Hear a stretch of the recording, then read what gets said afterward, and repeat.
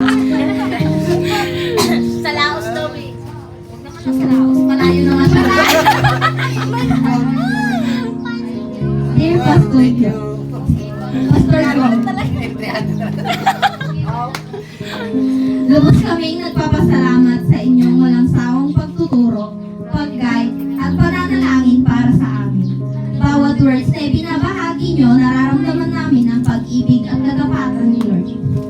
Kayo po ang naging inspirasyon sa aming mga kabataan upang magpatuloy sa paglingkod, pagtiwala at lumago sa pananampalataya. Sa gitna ng mga hamon at sakripisyo, nakikita namin kung paano kayo ginagamit ng Panginoon upang maging liwanag sa simbahan.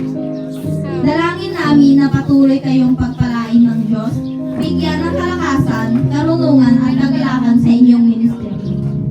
Maraming salamat, Pastor Joel, sa pagiging huwaran ng tunay na lingkod ng Diyos.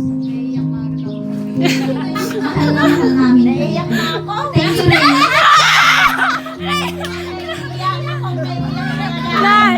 Nay, ba't ikaw naiiyak? Thank you, Ren, kasi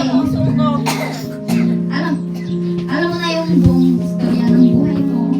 Hindi naman sa pagiging, pero talaga, yun. Yun na yan, sabay na yun.